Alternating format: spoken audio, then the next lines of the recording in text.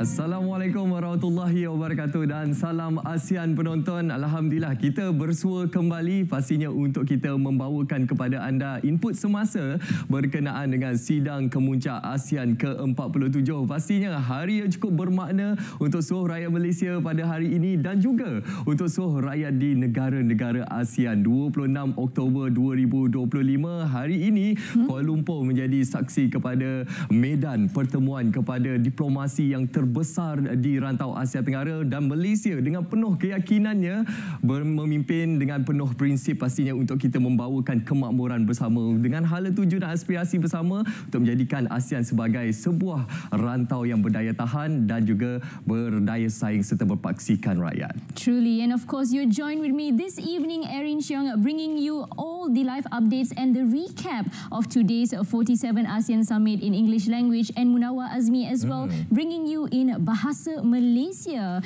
to give you a feel and experience of both grasp of the important languages that we have. And of course, what we're going to do this evening is going to be a little more relaxed, Munawar. We're going to have a bit of fun. We're going to have a bit of recap. We're going to interact more with our audiences and bring you all the, I would say, the impacts, the implications of the happenings surrounding the 47th ASEAN Summit down in Kuala Lumpur Convention Centre. And of course, starting with the opening of the 47th ASEAN Summit and related summits that we witnessed this morning. And those of you who joined this morning with us, you were able to see that we witnessed the attendance of all our ASEAN leaders and dialogue partners. And of course, our opening remarks by our Honourable Prime Minister of Malaysia, Datuk Sri Anwar bin Ibrahim, where he shared on the legacy of Malaysia to be in the presence of many global leaders gathering in the heart of Kuala Lumpur, Malaysia, amidst the 47th ASEAN Summit, the largest summit in the history of ASEAN. Ya, mungkin ada yang baru bersama kita pada ketika ini yang ingin mengetahui apa yang berlaku sejak daripada awal pagi tadi. Sebenarnya banyak sejarah yang telah pun terlakar pada tarikh ini, iaitu 26 Oktober 2025. Antara yang utamanya, selain kita menghimpunkan ribuan delegasi antarabangsa dan juga kita memperlihatkan ketibaan delegasi dan juga pimpinan utama negara-negara anggota ASEAN serta termasuk juga Timor Leste dan juga rakan-rakan daripada negara-negara besar antaranya seperti Amerika Syarikat dan juga Australia, Kanada dan pelbagai lagi. Yang paling utama adalah untuk kita kongsikan kepada anda adalah berkenaan kemasukan Timor Leste sebagai negara ke-11 dalam kalangan negara anggota ASEAN. Jadi momen ini cukup bermakna untuk negara Timor Leste dan dapat kita saksikan bagaimana upacara ini menjadi satu acara yang sangat simbolik untuk kita menggambarkan dan juga kita meraihkan Timor Leste sebagai sebahagian keluarga dalam keluarga ASEAN. Dan pastinya kita melihat juga kepada Timor Leste ini yang telah pun menantikan sejak daripada tahun 2011 dan alhamdulillah impian ini telah pun direalisasikan pada tarikh 26 Oktober 2025. Jadi selamat datang kita ucapkan kepada Timor Leste. Selamat datang ke keluarga ASEAN yang besar ini. That's exactly right. And as well as we welcome Timor Leste as the 11th ASEAN member, we're also welcoming our US President of United States of America, Donald J. Trump, who was also a witness for the Thailand and Cambodia signing as well, in which we will dive in a little bit. And for this, the arrival of the President of United States of America, Donald J. Trump, to Malaysia in attendance for the 47th ASEAN Summit bilateral meetings and the 13th ASEAN-US Summit earlier today. Now, a significant moment for Malaysia is the fact that only 2 US presidents have ever stepped foot on Malaysian soil. Past President Lyndon B. Johnson in 1966 and past President Barack Obama in 2014 and 2015. Truly a remarkable and historic moment that has been created, especially by our Prime Minister of Malaysia. Ya, kali terakhir Presiden Amerika Syarikat menjejakkan kaki ke bumi Malaysia ini pada tahun 2015. Anda bayangkan 10 tahun yang lalu dan alhamdulillah pada hari ini pasti yang menjadi tumpuan adalah ketibaan Donald Trump, Presiden Amerika Syarikat, dan yang paling utama adalah bagaimana kita menggambarkan kepada anda hubungan diplomasi di antara Malaysia dan juga Amerika Syarikat dan juga Asean dan juga Amerika Syarikat, dan kita berikan informasi kepada anda berkenaan Malaysia dan Amerika Syarikat menaik taraf hubungan dua hala kepada perkongsian strategik komprehensif, iaitu telah diadakan pertemuan dua muka turut disertai oleh menteri-menteri berkaitan pada hari ini, iaitu pertemuan sulung semasa lawatan rasmi Presiden Amerika Syarikat bersempena dengan sidang kemuncak ASEAN Amerika Syarikat ke-13 dan sidang kemuncak Asia Timur ke-20 sebagai satu detik bersejarah dan mengiktiraf kerjasama strategik dalam pelbagai bidang yang semakin berkembang antara Malaysia dan Amerika Syarikat. Dan Yang Amat Berhormat Perdana Menteri dan juga Tuan Yang Terutama Donald Trump telah mengumumkan penaik tarafan hubungan dua hala kepada perkongsian strategik komprehensif. Dan untuk makluman anda, ia merupakan satu kemajuan bersejarah dalam hubungan antara kedua-dua negara yang berteraskan hubungan diplomatik yang telah terjalin sejak tahun 1957 dan dikukuhkan lagi melalui rangka perkongsian komprehensif yang telah dimeterai pada tahun 2014. That's exactly right. And of course, in line with the significant highlight that Munawar has just shared is also the 13th ASEAN-US Summit that we have also shared further as well, in which we have witnessed the presence of US President Donald J. Trump in Kuala Lumpur Convention Centre. Okey, kita dah imbas kembali apa antara perkara bersejarah yang berlaku pada hari ini. Kita kongsikan juga kepada anda, kita ke ruang informasi di sebelah sini untuk kita berikan apa yang tular dan apa yang menjadi tumpuan khususnya berkenaan dengan ruang diplomasi yang telah pun disediakan oleh Malaysia selaku pengurusi ASEAN pada hari ini. Yang pertamanya adalah apa antara aspirasi utama yang telah disampaikan oleh Yang Amat Berhormat Perdana Menteri kepada Presiden Amerika Syarikat, iaitu Malaysia menyeru Presiden Trump untuk terus menyokong usaha keamanan termasuk di Gaza. Perdana Menteri Datuk Seri Anwar Ibrahim menegaskan bahawa komitmen itu perlu konsisten dan diperteguh, turut menzahirkan penghargaan terhadap usaha Presiden Trump dalam menggerakkan pelan damai antaranya di wilayah Gaza. And of course, the next tab, as we see one of the highlights. Now we're bringing to you a little bit of glimpse from social media's perspective as well, instead of giving you all the factual opportunities. Now in this, the ASEAN Today presented the ASEAN Prize 2025 to the Union of Youth Federations of Cambodia in recognition of its contributions in strengthening youth engagement and advancing regional integration. Now this is a prestigious award presented by Prime Minister Datuk Seri Anwar bin Ibrahim as the ASEAN Chairman to UYFC Vice President Dam Darini at the opening ceremony of the 47 ASEAN this morning. Okey, tahniah kita ucapkan kepada UYFC atas penganugerahan ini, dan seterusnya inilah dia yang kita berikan perhatian juga turut tular di media sosial sebenarnya pada hari ini, iaitu Badan Induk Bola Sepak Dunia, Persatuan Bola Sepak Antarabangsa FIFA dan ASEAN hari ini memeterai pelanjutan memorandum persefahaman MOU mengenai pembangunan bola sepak serantau di luar sidang kemuncak ASEAN ke-47 di Pusat Konvensyen Kuala Lumpur, dan MOU itu ditandatangani Presiden FIFA dan juga Setiausaha Agong ASEAN. Dan satu lagi.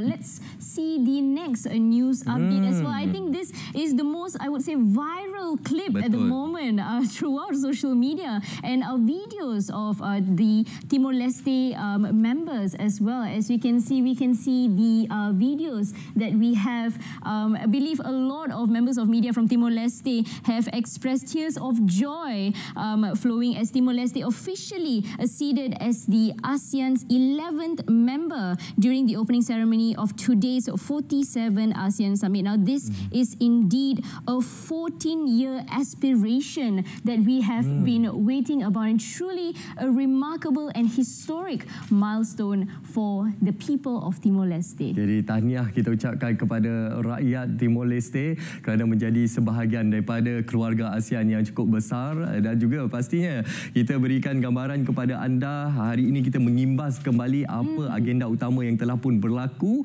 Baru hari pertama, Irene, untuk sidang rasmi bagi sidang kemuncak ASEAN ke-47 masih berbaki esok dan juga lusa, khususnya pada 28 hari bulan nanti untuk kita menantikan atau cara kemuncaknya, iaitu di mana Malaysia akan menyerahkan kepimpinan pengurusi ASEAN ini kepada negara Filipina. Jadi untuk ruang ketika ini, sebelum kita nak berehat dan juga bersama dengan tetamu seketika nanti, kita akan saksikan satu pakej yang kami sediakan untuk anda untuk kita memahami berkenaan deklarasi Kuala Lumpur ASEAN 2045, masa depan yang dikongsi bersama yang telah pun dilakar pada Mei yang lalu. Let's roll the clip.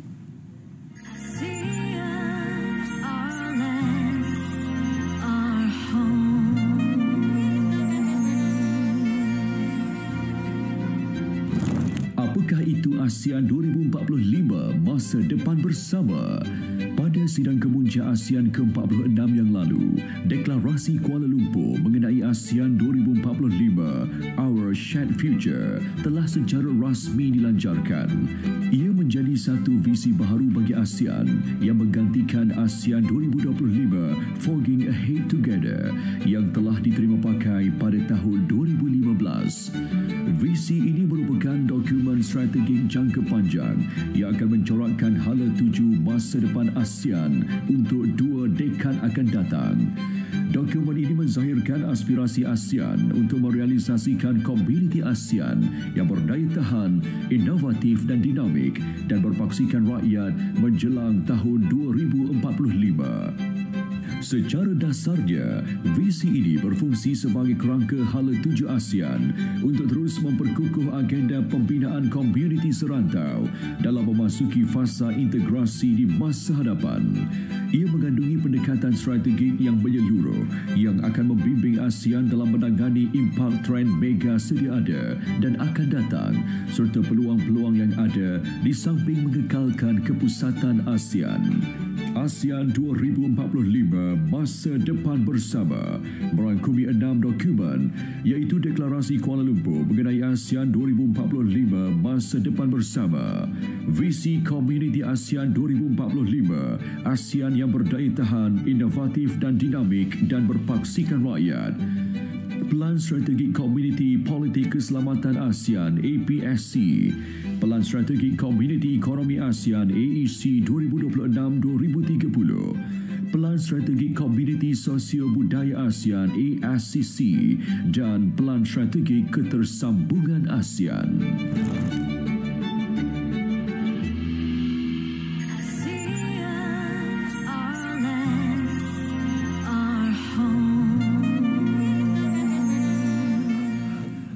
Okey, tadi kita dah saksikan kepada anda semua berkenaan dengan Deklarasi Kuala Lumpur ASEAN 2045. Itu hala tuju bersama yang telah pun disepakati oleh pemimpin-pemimpin negara anggota ASEAN pastinya untuk kita membina masa depan ASEAN yang lebih indah, pasti berpaksikan rakyat, berdaya tahan dan juga berdaya saing. Yes, and in line with this year's ASEAN Chairmanship 2025, Malaysia's theme Inclusivity and Sustainability, there have been many events that we have witnessed, and we are so proud to have witnessed Malaysia's hosting the 47 ASEAN Summit. In line with that, many inclusivity events and sustainable events and approaches that we have also addressed many pressing issues and conflicts. Then further discussions will be held as well with this. Now, of course, like I mentioned, the event this evening, Munawar, is going to be something very lightweight. We're going to have a bit of fun with our guests here in the studio, along with our viewers at home. Perhaps some questions that many of you have been asking in terms of the 47th ASEAN Summit. And perhaps our guests here today, we have Professor Dr. Mark Lim Weng. He is the Dean from Sunway Business School, Sunway University. And joining us online as well, we have Dr. Zokri Idris, Managing Director, Global Asia Consulting, Sendirian Berhad. Now, unfortunately, Dr. Zokri couldn't be here with us. He's enjoying his time in Abu Dhabi, I believe. Dr. Zokri, apa khabar? Khabar baik, Alhamdulillah. Terima kasih. Okey, Dr. Zokri, kalau anda bersama kami sejak daripada grandstand di awal pagi tadi, Dr. Zokri antara tetamu kita ataupun panel kita yang sentiasa memberi input dan juga pandangan berkenaan dengan sidang kemuncak ASEAN ke-47 ini. Prof, sebelum kita berbicara dengan lebih lanjut, pastinya hari ini apa antara agenda utama yang menjadi perhatian utama yang paling dekat dengan Prof sendiri? Yeah, so of course yang pertama adalah kemasukan Timor Leste ke dalam member state ASEAN. I think that is a big accomplishment in this ASEAN summit. And as we all know, there are 2 ASEAN summits at every year in which ASEAN summit is held. The first one always held in the early of the year that looks after the housekeeping stuff between the ASEAN member states. And the second part is, the second ASEAN summit in each year focuses on its relationship with the big trade partners, the big ticket partners, right? And as what we see today is that we saw the entry of Timor Leste. I think that is a big one because they have been wanting to come in since 2011. And of course, today we see the historical peace deal being struck between Cambodia and Thailand, through the platform of ASEAN as the third country in which Malaysia is the chair, and in conjunction with President Trump's visit here to Malaysia. So I think these are the big ticket items that stands out for me. And of course, towards the end of this evening, we witnessed the trade comprehensive strategic partnership deal between Malaysia and the United States. And although the tariff has remained at 19%, I think the big win for the businesses is that, especially for semiconductors and electronics, they are now able to go into the American market without this tariff being imposed on them. Whereas for the consumers, we are now able to buy our Apple oranges that we usually import from the US, without the SSD. So I think that's good news for businesses and consumers alike. It's interesting that you mentioned some of the facts and I believe the topics of discussion, mode of discussion that we will also dive in deeper later on for our discussion today. And I do want to ask Dr. Zokri, you have been with us since the morning of today's official 47 ASEAN Summit, day 1 today as we come to a close. We had a lot of exchange in opinions and thoughts, and we've heard a lot from you, from your expertise in terms of the presence of United States of America President Donald J. Trump, as well as other events surrounding the importance of the 47 ASEAN Summit. Now, as we are coming close, we draw close to the end of day 1. What are your thoughts on this, and how would you, I would say, perceive in terms of what has been settled and discussed over the past few hours? Thank you, Aaron. I just have 2 responses to this question. My first response is that we can see the journey from January this year all the way until today is actually a manifestation of the ASEAN theme this year, which includes inclusivity and sustainability. So the series of summits, meetings, bilaterals, as well as multilateral is our effort as Malaysian chairmanship to champion the theme of ASEAN this year, which is inclusivity and sustainability. So I think we've quite achieved on that on the first basis. Now, on the second basis, to expand on the sustainability and inclusivity, we shall not just remind ourselves on what's happening today or the next 48 or 72 hours. In fact, there are already many summits and meetings being held since January all the way until today. Well, one of them, I think we've seen the video montage on how the launch of ASEAN 2045, the shared future together. Now, this is actually an internal document of ASEAN, how we actually envisioned ourselves in the next 20 or 15 years. And this is something remarkable, something that is not mentioned, but I think is something that was to be celebrated. And we also should that I think in early July and August, we've got this ASEAN-China Summit, ASEAN GCC China Summit. So we've got 10 countries of ASEAN event without Timor-Leste, and Timor-Leste is just an observer. We have the GCC countries, that includes the country that I'm currently residing, the United Arab Emirates, as well as China. So I think this trio combination is actually one of the added value that we can see in the future of ASEAN. So I think, what we have done so far is remarkably excellent in fulfilling the theme of this year, which are inclusivity as well as sustainability. Okey, Doktor, sebelum kita memperincikan lebih lanjut lagi berkenaan dengan perjanjian perdagangan yang akan dikemas kini, ada setengah yang telah pun dikemas kini. Sekarang ini saya ingin memberikan ataupun mengalihkan perhatian kepada sosok tubuh kepimpinan yang pastinya cukup kita sayangi dan kita hargai, iaitu Yang Amat Berhormat Perdana Menteri Datuk Seri Anwar Ibrahim. Dan pada sebelah petang tadi kita melihat Presiden Amerika Syarikat Donald Trump menzahirkan penghargaan kepada Perdana Menteri Datuk Seri Anwar Ibrahim atas kejayaan beliau menjadi perantara kepada pemeteraian perjanjian damai antara Kemboja dan juga Thailand. Jadi pada ruang ketika ini kita singkapkan untuk kita berikan penghargaan, untuk kita gambarkan nilai kepimpinan yang ada kepada Datuk Seri Anwar Ibrahim dan juga bagaimana nilai ketokohannya itu membawa kepada keamanan di peringkat serantau ini, Doktor.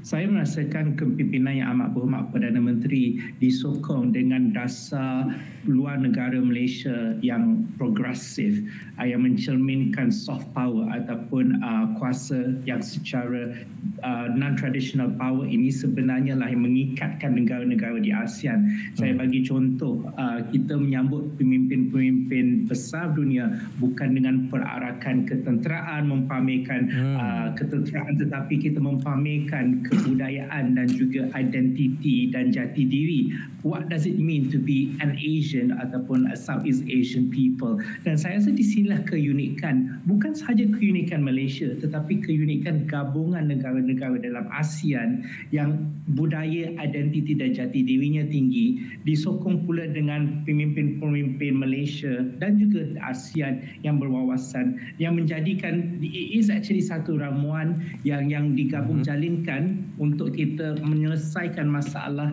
yang sedia ada pada ketika ini. Banyak konflik berada di luar negara dan juga di luar rantau ASEAN, tetapi apa yang kita boleh banggakan, kita dapat meminimalkan impak dan damages to the country dan kita syorkan penyelesaian. So saya rasa ia adalah gabungan banyak faktor dan juga ramuan-ramuan yang lain di samping sosok kepimpinan negara kita dan juga kepimpinan rantau Asia Tenggara itu sendiri.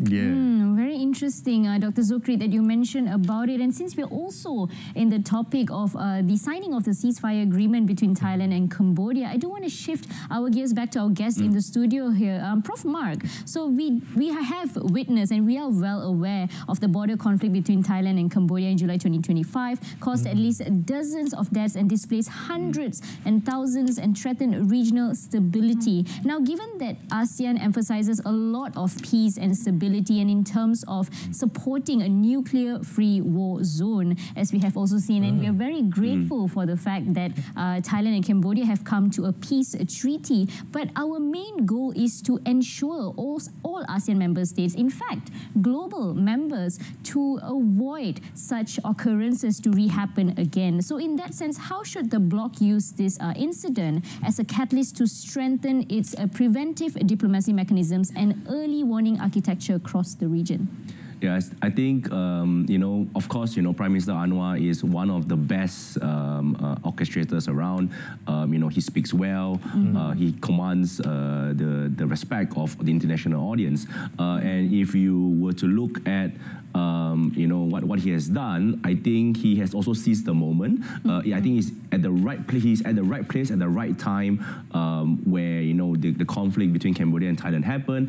Malaysia happens to be a chair, but it's very easy to say that he was there at the right place at the right time. It also takes a person's diplomacy skills to be able to bring two nations who are at conflict to lay their weapons down in such a fast manner. And I think it does help with the call from President Trump, because the America under his presidency within the last 8 months is very committed towards peace. Right? Of course, when we look at media, we look at the news, he may be portrayed as taking sides of one another, but I think it's always good to be in the conversation at the table, to be able to influence the discourse of where decisions will be made. And as we can see, the decision is peace.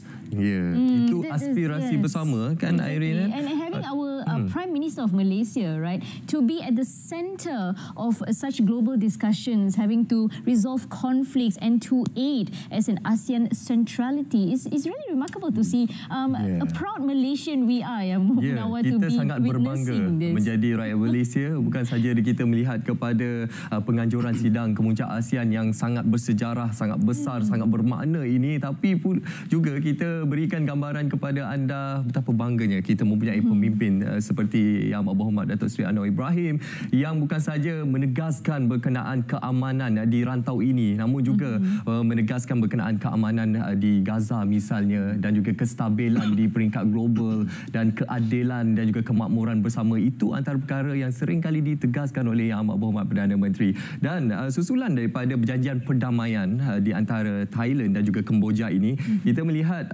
apa yang telah disampaikan oleh Perdana Menteri Thailand pada petang tadi, iaitu Thailand akan membebaskan 18 anggota tentera Kemboja yang ditahan sebagai sebahagian daripada perjanjian damai yang dimeterai antara kedua-dua pihak. Okey, kita melihat kepada perjanjian damai di antara Thailand dan juga Kemboja telah pun selesai. Alhamdulillah, satu pencapaian yang sangat membanggakan. Tapi ada satu lagi cabaran yang masih lagi wujud. Cabaran yang berpanjangan yang menjadi satu isu yang sering kali disuarakan, ditekankan oleh negara-negara anggota ASEAN, iaitu berkenaan isu konflik Myanmar yang berpanjangan. Kita bercakap berkenaan 5 perkara konsensus, tapi bagaimana kuasa ASEAN dan juga mungkin juga kita melihat kepada pengaruh kedatangan Presiden Amerika Syarikat ini mungkin boleh memunikan ataupun mengharmonikan situasi atau konflik di Myanmar. Prof. Yeah, so I think the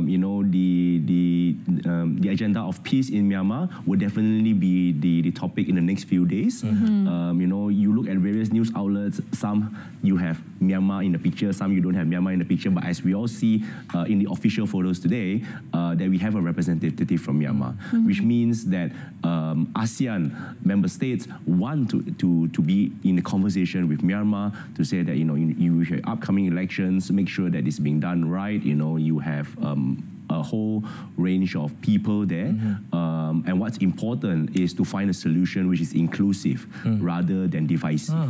So because of that, I think the spirit of inclusivity, which is the theme of this ASEAN summit, will continue. Today is just the first day. We still have 2 more days to go, and I'm quite sure that the talks will happen to bring the kind of inclusive spirit and peace to Myanmar. So fingers crossed, and I'm quite sure that this will end well.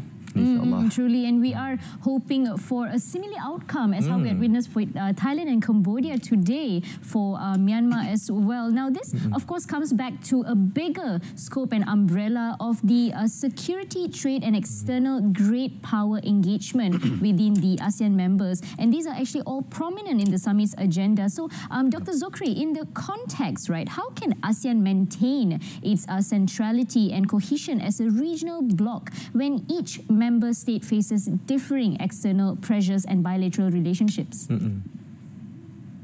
Well, I think differences and divisions among states inevitable in every regional organizations, regardless of time, because every country has their own interests. And I think the 11 countries in ASEAN are not an exceptions to that.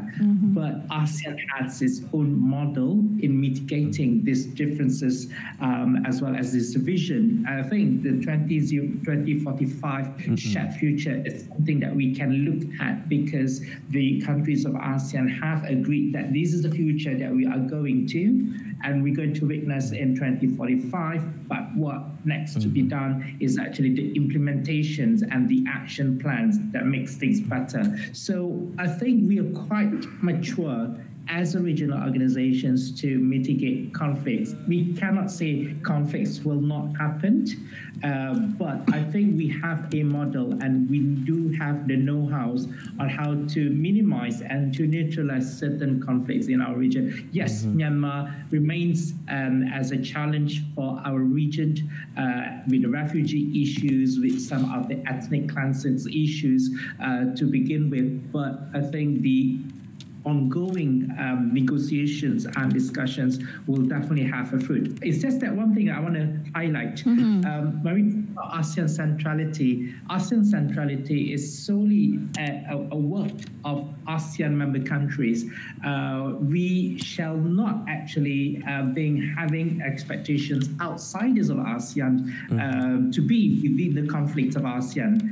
Let ASEAN settle its own turf and its own territory, borders and issues by not allowing external powers or external influence into the region, because history has shown that sometimes the influence and the interference of external powers will further deteriorate and worsen the peace process. ASEAN centrality is the key. Okey, centrality ASEAN itu menjadi keutamaannya, dan bagaimana kita melihat melalui kepimpinan Malaysia di bawah pengurusi ASEAN ini, Malaysia membawa aspirasi bersifat neutral dan juga pragmatik, di mana kita tidak menyebelahi mana-mana pihak dan kita sedia berkawan kepada siapa sahaja. Kita memilih untuk berdamai berbanding kita memilih untuk melakukan sebarang kekerasan ataupun sebarang negosiasi yang negatif. Pastinya kita melihat kepada konteks ini sangat penting untuk kita imbangkan juga dengan prinsip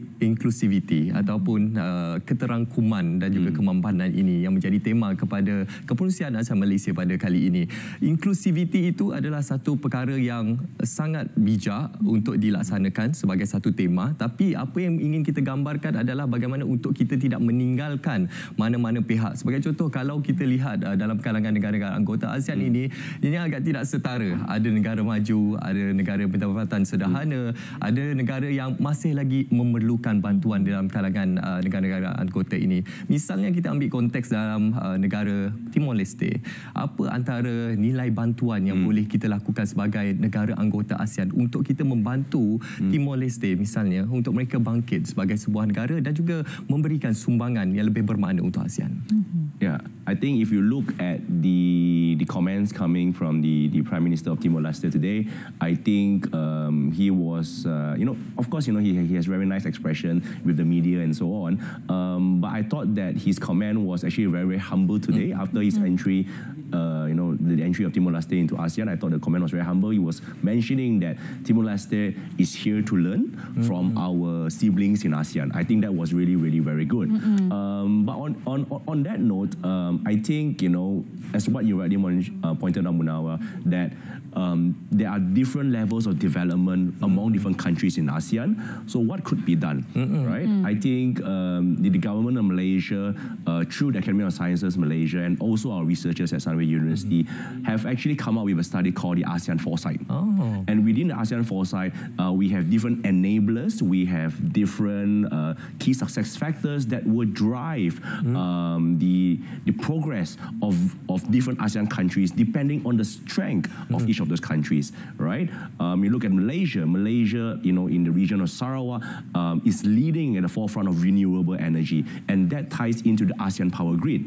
But nevertheless, we have, for example, like Singapore, who is very good at services, or even in Vietnam, where the digital banking, digital financial services are evolving very rapidly. So what we can see here is that different ASEAN countries have different strengths, and with those strengths, they are able to lead ASEAN with other trading partners around the world, as well as within ASEAN themselves, to support each other in developing each other's economy, where a strength can actually support where is a potential for further development.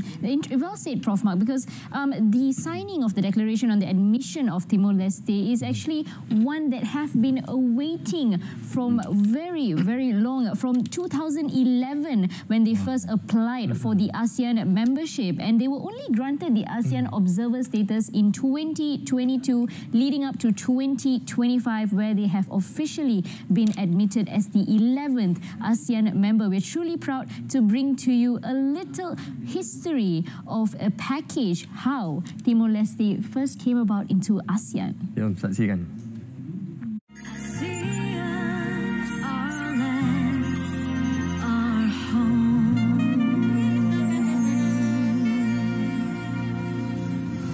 Tahun 2023 menjadi detik bersejarah buat rantau Asia Tenggara. Selepas lebih 2 dekad perjuangan diplomatik dan pembangunan institusi, Timor Leste kini bersedia menyertai ASEAN sebagai anggota penuh ke-11.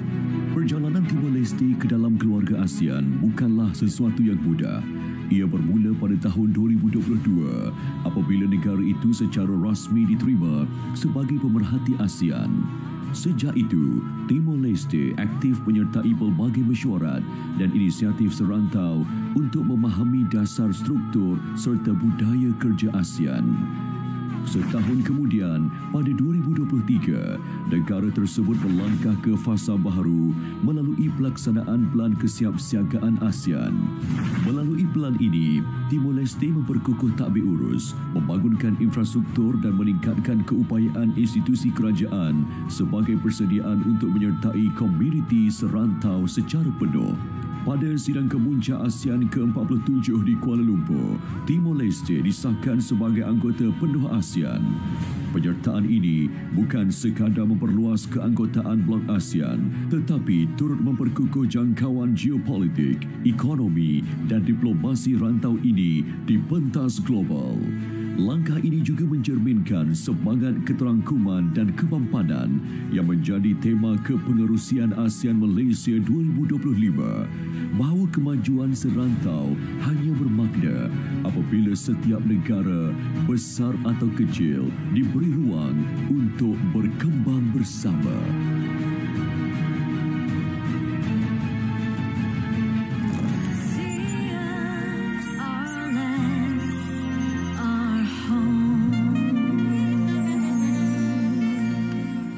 Okey, pakej itu tadi menggambarkan perjalanan panjang Timor Leste untuk menyertai negara anggota ASEAN. Alhamdulillah hari ini berjaya direalisasikan. Erina tahu tak, saya dah banyak mengembara ke negara-negara ASEAN. Tapi Timor Leste saya belum sampai lagi, Erin. I think it's the same with me as well, Munawar. Erin pun belum jejak kaki lagi di Timor Leste. And also, I think I've not been well-travelled such as yourself. You have been to all the ASEAN countries, I believe. And I have actually not taken the opportunity to. So I think that is my next step here. Mungkin selepas ini kita boleh mengembara ke Timor Leste, sebab kalau kita lihat Perdana Menteri telah pun mengadakan lawatan rasmi ke Timor Leste baru-baru ini, dan dalam masa yang sama juga rakan-rakan media kita memberikan gambaran betapa indahnya sebenarnya kebudayaan dan juga tarikan pelancongan yang ada di negara Timor Leste. Truly, this is an opportunity because when it comes to ASEAN, right, Munawar, we get to witness many different cultures and perspectives of various ASEAN member states, and including their dialogue partners as well. I think this is something very interesting. Having said that, I also do want to ask Prof. Mark, have you actually been to Timor-Leste in the recent years, or your experience that you have seen on screen? No, probably not. No. I think we should all make a trip to Timor-Leste. Yes, It's about time. Selepas habis sidang kemuncak ASEAN ni, nanti kita merancanakan perancangan kita untuk melancong ke Timor-Leste. Okey, bercakap berkenaan apa yang telah berlaku pada hari ini, kita dah menyentuh berkenaan Timor-Leste menjadi negara anggota ke-11 ASEAN, dan pastinya juga kita ingin menyentuh beberapa aspek yang lainnya.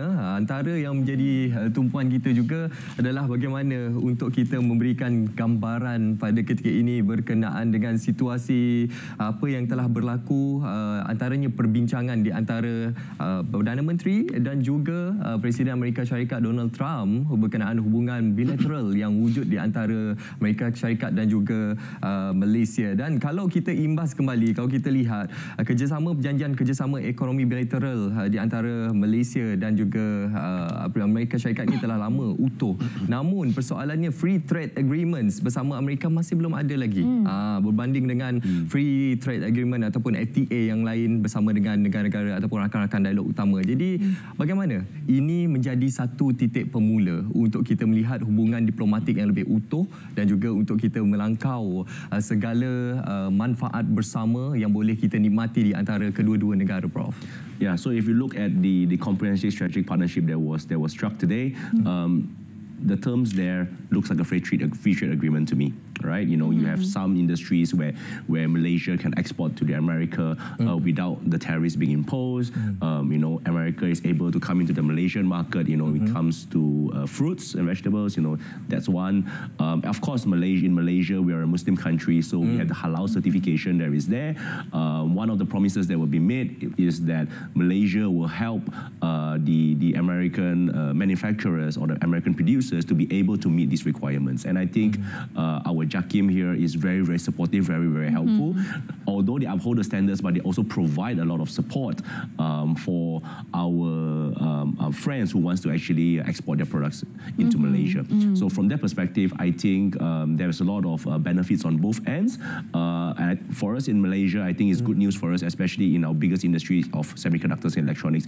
You know, previously we were very, very concerned with the tariffs that's being imposed, because with a tariff, it means that products from Malaysia becomes more expensive. And because that this will now be exempted as part of the comprehensive strategic partnership that we have, I think that is the first stepping point for us to discuss more. And it's always good when you actually have a good starting point. And that's what we have seen today.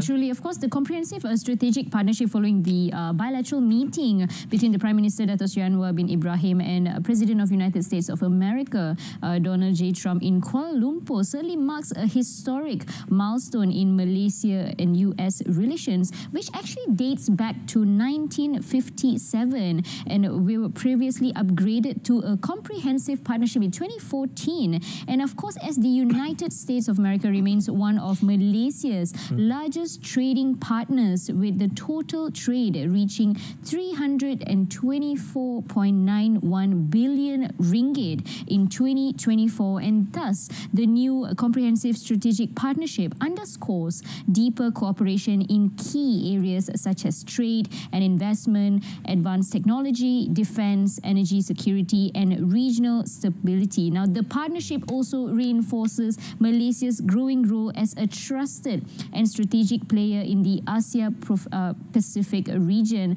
Now, of course, as I've also mentioned, that US remains one of Malaysia's largest trading partner in both, emphasizing advanced technology and investment. Dr. Zokri, how can Malaysia leverage this partnership further to attract more high-value investments, particularly in sectors like semiconductors, digital economy, and green technology? Well, I think, again, I do agree with my colleague on studio saying that it is actually a starting point for the greater achievements of our trade relations with the United States. And on top of that, we are currently becoming an observer of BRICS, which also enlarged and also expand and widened the market reach of Malaysian products. So having a multiple duplications of various free trade agreements will definitely be an added value to Malaysia in the long term. Again, the challenges that we face as a nation is that whether we have the capacity and the bandwidth to fulfill the demands of our markets out there. Again, this is a separate discussions altogether, but again, we already have an opportunity to enter into various markets at different levels and different territories. What needs to be done and what needs to be seen is actually our readiness, our bandwidth and capacity to fulfill the demands of this market. So that is a really good thing and a really good challenge for a country like Malaysia. Truly, I think in this sense, we're also looking at Malaysia's strength as well in deepening ties further with the United States of America. Now, in the, there are a lot of collaborations and I would say cooperative measures that will be taken with many dialogue partners and key personnel along with the ASEAN member states as well. Now, I do want to shift gears back to Prof. Mark. Now, as Malaysia truly strengthens ties with the United States, as we have seen today, ASEAN continues to maintain a close economic relations with China as well. So this is, of course, been many discussion and debate along the US tariffs and the shocked developments affecting economic integration globally. So how can Malaysia and ASEAN manage this balancing act, deepening US cooperation without being seen as taking sides in the ongoing US and China and global rivalries? yeah, I think Malaysia as well as ASEAN will need to maintain their neutrality, which has always been the case, since the formation of respective countries, as well as ASEAN as a supranational union. So because of that, I think Malaysia and ASEAN will do well in looking at balancing their trades with the superpowers of the world. You see that Malaysia doesn't take sides, ASEAN also do not take sides. And then again, if you look at China and the US, you realize that the products that we trade could be very, very different. So because of that, we are still able to do business with both. We have a win-win relationship across all. Okey, itu yang paling utama sebenarnya bila bercakap berkenaan dengan kehadiran Donald Trump, presiden yang berprofil tinggi, dan pastinya juga ia memberi satu isyarat yang sangat positif khususnya dalam kalangan pelabur-pelabur untuk datang ke ASEAN ini sebagai satu pusat pertumbuhan ekonomi yang besar dan mempunyai berpotensi. Jadi bagaimana untuk kita berikan gambaran ialah kalau sebab ini kita melihat kepada penyataan-penyataan daripada pakar-pakar yang menyatakan bahawa kehadiran Donald Trump ini akan memberikan keimbangan kepada pengaruh kuasa China di rantau Laut China Selatan ini. Jadi bagaimana untuk kita berikan gambaran tersebut? Sebab kalau kita nyatakan perkataan keseimbangan itu, ia sangat berat sebenarnya dan sukar untuk dicapai. Adakah ianya boleh kita lakar ataupun kita capai dalam masa terdekat ini? Ya, so yang pentingnya adalah presiden kedua-dua negara yang terbesar sudah datang ke sini. Itu yang paling penting. The first step. Correct. That is the first step, and that is perhaps one of the most important steps. We had President Xi coming in earlier of the year. Now we have President Trump coming here, and on both occasions, if you were to look at the narrative, it's very positive. Leaders were very, very complementary with one another. And from a diplomacy point of view, that itself is a big win. Okey, kalau kita lihat di Kuala Lumpur pada hari ini, pada kali ini dalam sidang kemuncak ASEAN ke-47 bukan saja ataupun menyebabkan satu pertemuan yang cukup ikonik kita katakan dalam kalangan negara-negara anggota, tapi juga dengan kehadiran pemimpin-pemimpin utama dunia seperti Perdana Menteri China, dan juga kita menyaksikan ketibaan daripada Perdana Menteri Kanada, Perdana Menteri Brazil, yang kita sedia maklum sama ini ada sedikit persengketaan perdagangan di antara mereka ini dengan Amerika Syarikat. Jadi bagaimana peranan Malaysia pada ketika ini untuk mengharmonikan hubungan di antara kesemua pihak ini untuk kita menjernihkan keadaan dan juga mungkin kita melihat kepada proses perdagangan yang lebih adil dan juga makmur selepas ini. Ya, so sebagaimana yang kita sudah melihat pada hari ini, Presiden Trump dengan Presiden Brazil sudah berjumpa. Right? So I think Malaysia as the host for ASEAN and in the second ASEAN Summit for 2025, you realize that the platform that Malaysia has provided is not just a platform for ASEAN member states to interact among themselves, but also for ASEAN member states to interact with the other countries, for example, like BRICS, as well as for the other countries who are observers of the ASEAN Summit to also interact among themselves. So because of that, I think the platform that Malaysia plays as the chair of ASEAN this year would be the standard, I would say, for ASEAN summits in years to come. Truly a standard to beat, Prof. Mark, as well as you mentioned, because like we also have been mentioning throughout the entire program, this year's 47 ASEAN Summit is one of the largest in the history of ASEAN Summits, Munawar. Ya, kita boleh katakan sebagai tahun ini tahun yang sangat bermakna, sangat bersejarah untuk Malaysia selaku pengurusi ASEAN dan juga untuk seluruh negara anggota ASEAN. Pastinya tema yang diangkat pada tahun ini keterangkuman dan kemampanan, dan seperti yang ditegaskan Perdana Menteri sebelum ini menyatakan bahawa dengan tema yang diangkat ini memastikan tiada siapa yang terkecuali ataupun terpinggir daripada segala impak dan juga manfaat yang dilakar melalui dasar-dasar yang telah disepakati. Jadi sekarang ini kita nak bawa penonton untuk kita menyaksikan satu pakej yang istimewa berkenaan dengan tema kepengurusian ASEAN Malaysia pada tahun ini, iaitu keterangkuman dan kemampanan.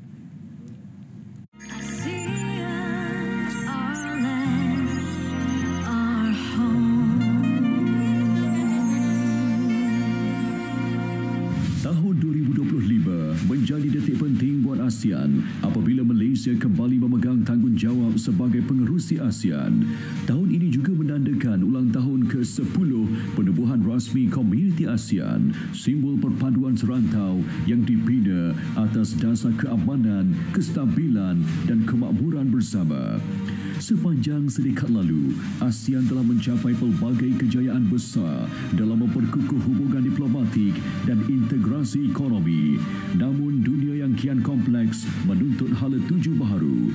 Justru, ASEAN memperkenalkan wawasan Komuniti ASEAN 2045, satu pelan strategik untuk membentuk masa depan rantau ini yang lebih berdaya tahan, inovatif dan bersepadu. Di bawah kepengerusian Malaysia, tema keterangkuman dan kemampanan menjadi tunjang utama sidang kemuncak ASEAN 2025.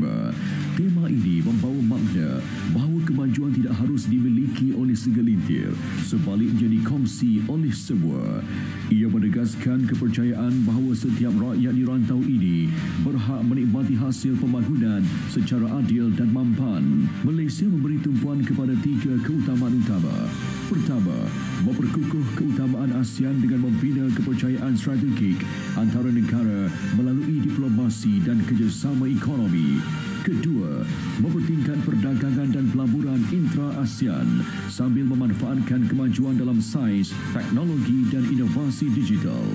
Ketiga, menjadikan nilai keterangkuman dan kemampanan sebagai teras pembinaan Komuniti ASEAN, iaitu usaha memperkecil jurang pembangunan, meningkatkan taraf hidup rakyat dan menangani cabaran perubahan iklim. Keterangkuman dan kemampanan bukan sekadar tema, ia adalah komitmen bersama untuk memastikan ASEAN terus menjadi rantau yang aman, makmur dan berorientasikan masa depan.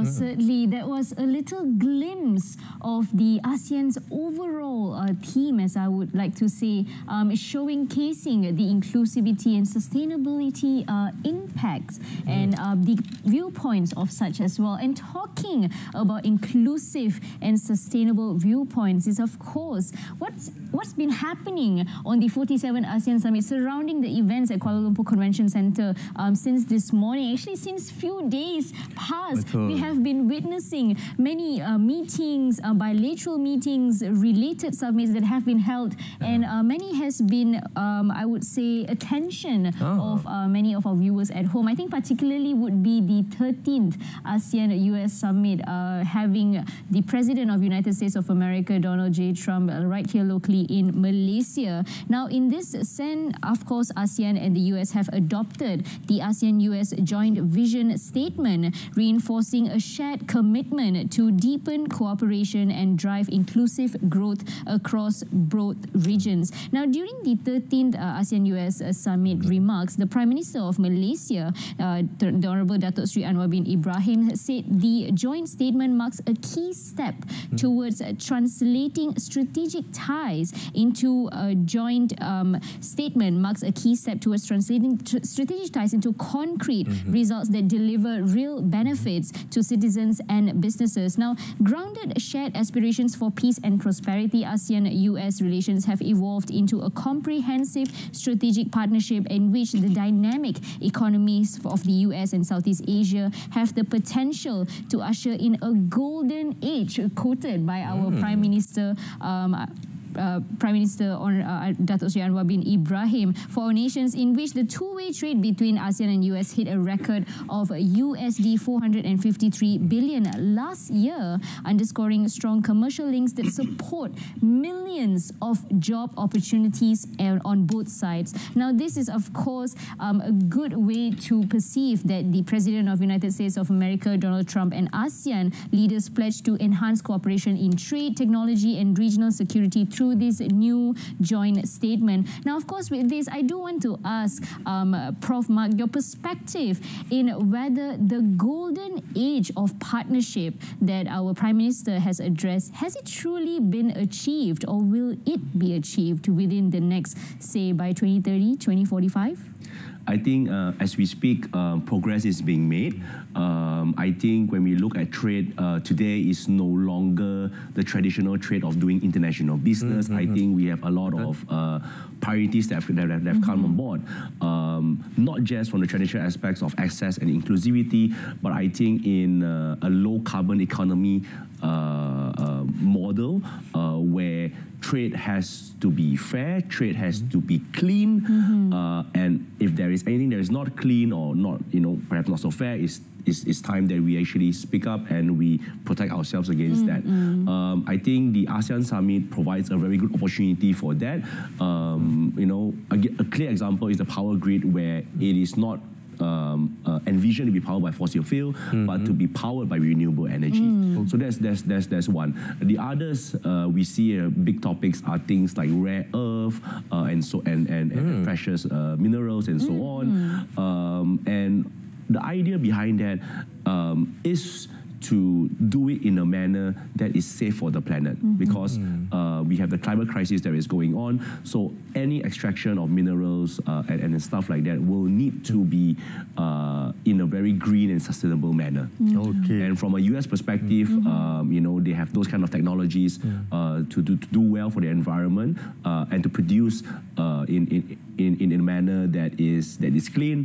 And from the American perspective is that they would want to see their intellectual property rights being safeguarded. Yes. Okey. Prof menyentuh berkenaan kemampanan, sustainability, dan pastinya saya nak ajukan soalan ini kepada Dr. Zokri yang masih lagi bersama kita secara dalam talian.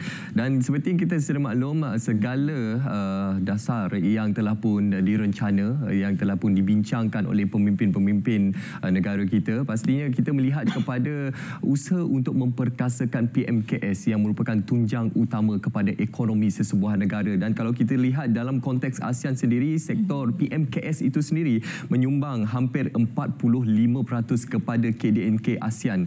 Jadi dalam kita melihat pelbagai hubungan diplomasi dan juga hubungan perdagangan, segala agenda yang telah pun dibincangkan bersama Amerika Syarikat, bersama Jepun, China, rakan dagang utama yang lainnya, bagaimana kita ingin mahu untuk meletakkan PMKS kita ke hadapan, untuk mereka turut serta dalam menerima segala limpahan manfaat dari segala perbincangan yang telah dibawakan. Antaranya adalah berkenaan dengan bagaimana standard dunia yang semakin mencabar pada ketika ini, dan juga kita melihat kepada aspek ESG ataupun suatu perniagaan yang lebih mesra dan juga hijau. Doktor.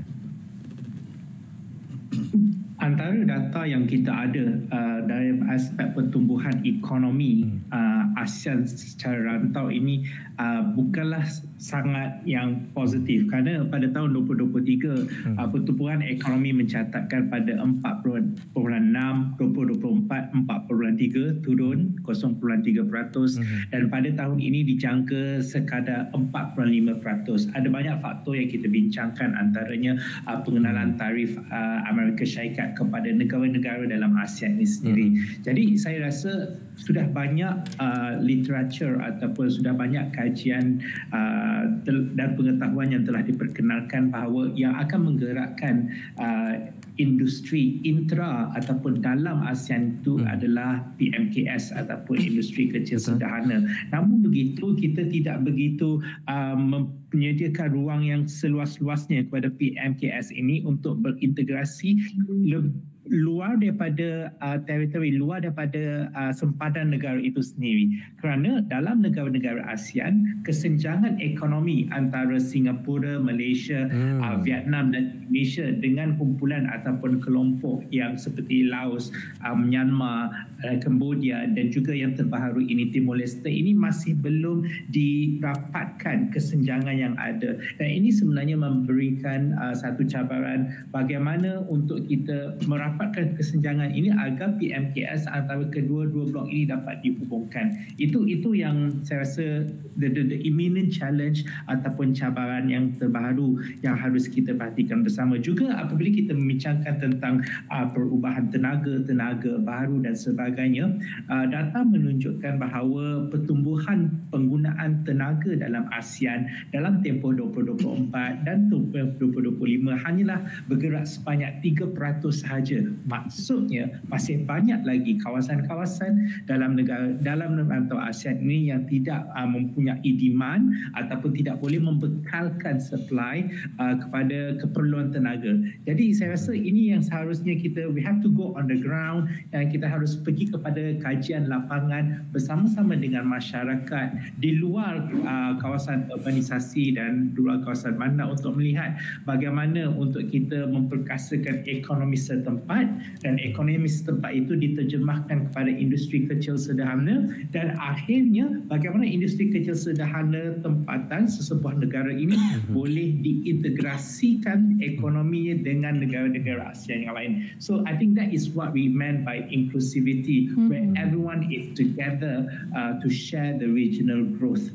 Saya rasa, tapi mungkin sedikit perlahan, tapi saya rasa we are on the right track if kita ada tindakan susulan dan juga pengimplementasian yang berterusan dalam tahun-tahun yang mendatang.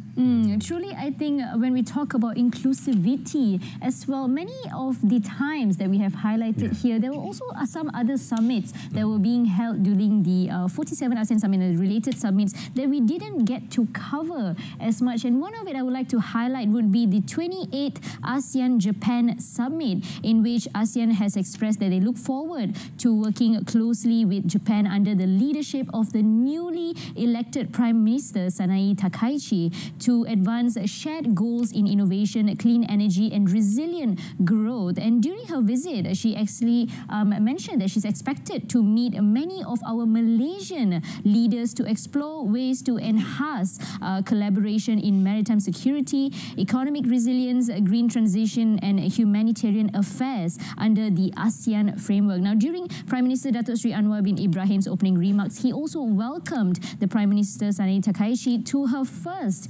ASEAN-Japan Summit, as he looks forward to working closely in a shared vision of innovation, clean energy and resilient growth. Now, in that sense, ASEAN, in terms of Japan as well, we have seen there have been much success in architecture infrastructure framework within the ASEAN. I would like to ask Dr. Zokri, in that sense, how can other ASEAN member states see this collaboration effectively in terms of leveraging the strengths of Japan in that sense? The strength of Japan as a country who is actually advanced in technology is actually on the power of innovating certain things.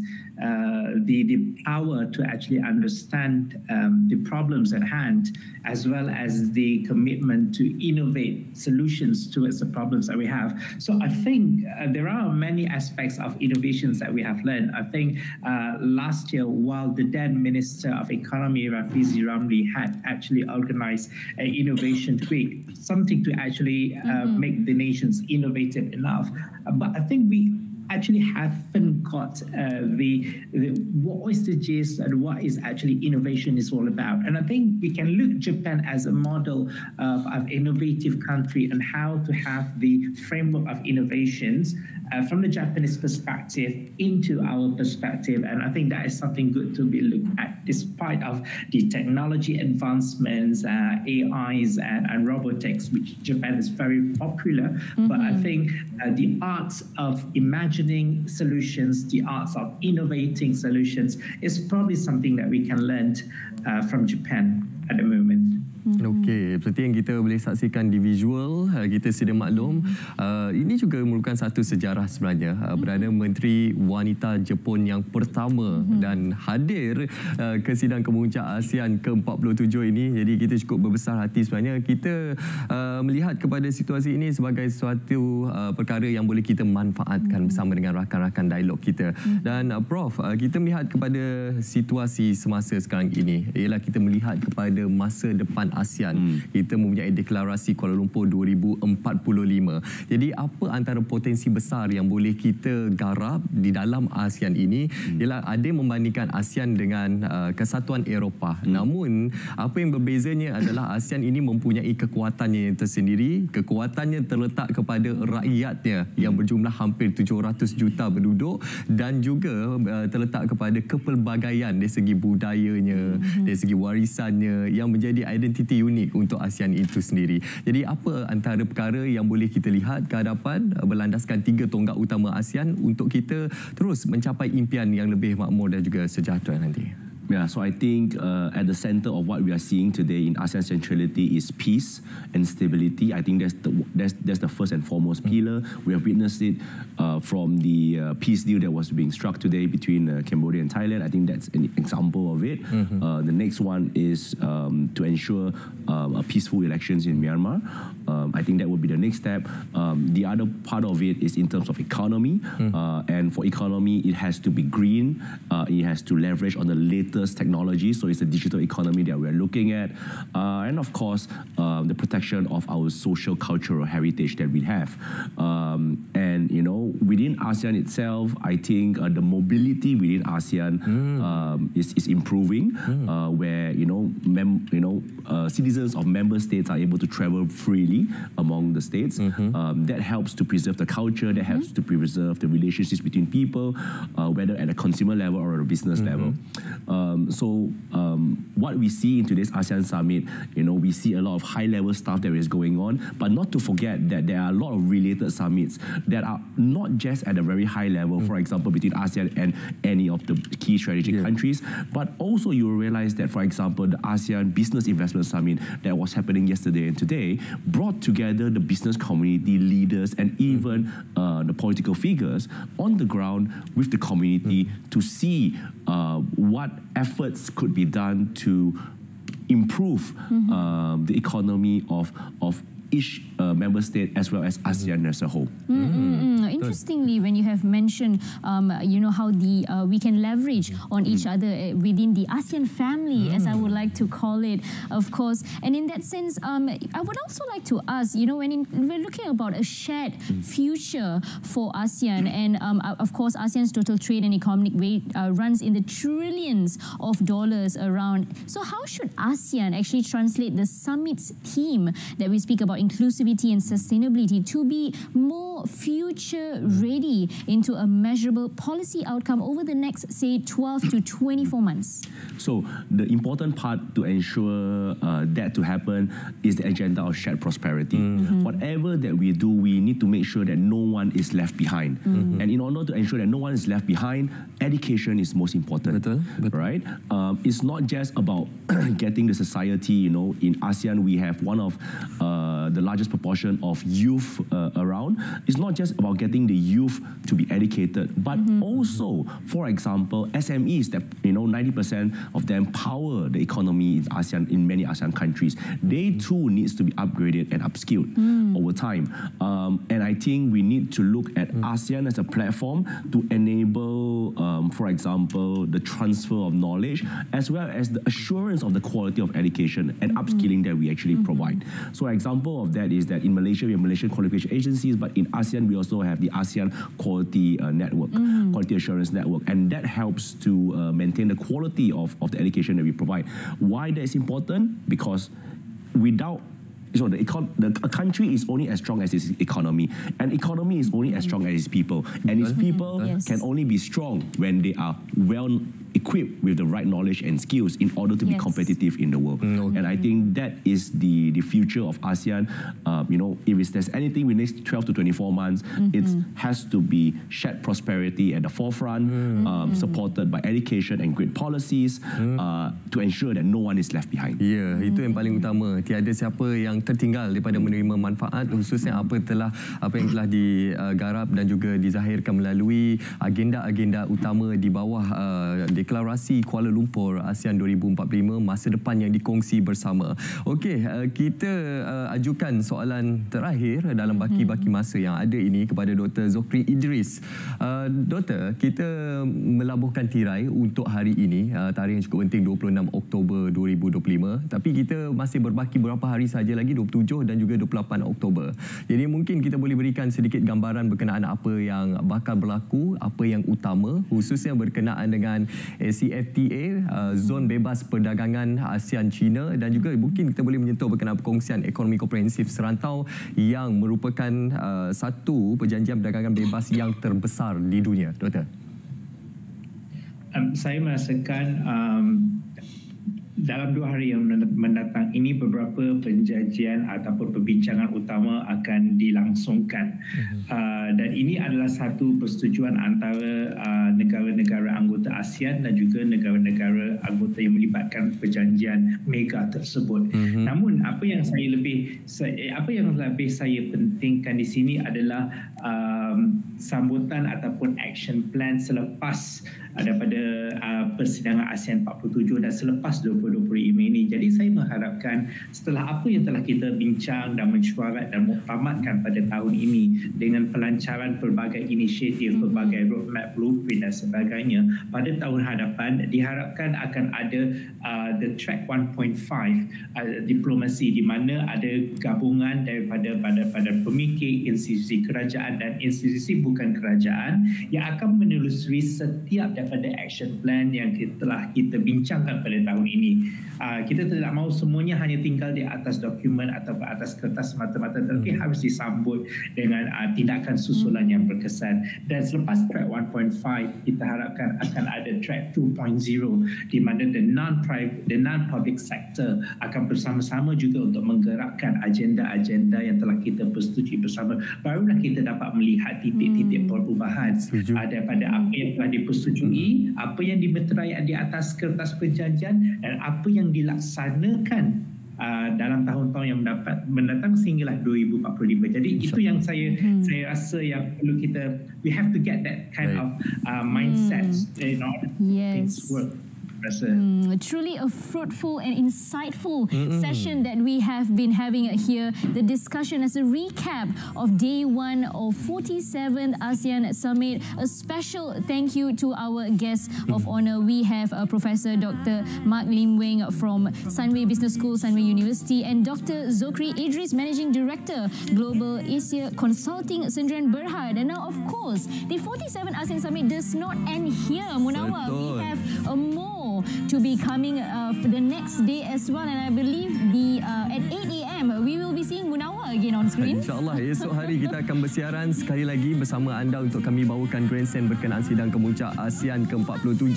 Hari pertama sidang kemuncak ASEAN ke-47 menutup tirai dengan penuh simbol, ada tangisan kegembiraan daripada Timor Leste dan penuh bersejarah, penuh bermakna diplomasi dan juga solidariti serantau yang pastinya akan mengukuhkan lagi hubungan diplomatik negara-negara anggota ASEAN ini bersama dengan rakan-rakan dialog, khususnya bersama dengan pemimpin-pemimpin. Yes, and of course, do tune in with us as we bring you more of the live updates. Day 2 of the 47th ASEAN Summit starting at 8 AM, bringing you the 26th ASEAN Republic of Korea Summit and more until the night gala dinner as well. And so stay tuned with us right here as RTM. We will bring you all the updates. I'm Erin Xiong. Dan saya Munawar Azmi. Terima kasih kerana bersama kami sehingga ke penghujungnya. Salam ASEAN. Assalamualaikum warahmatullahi wabarakatuh.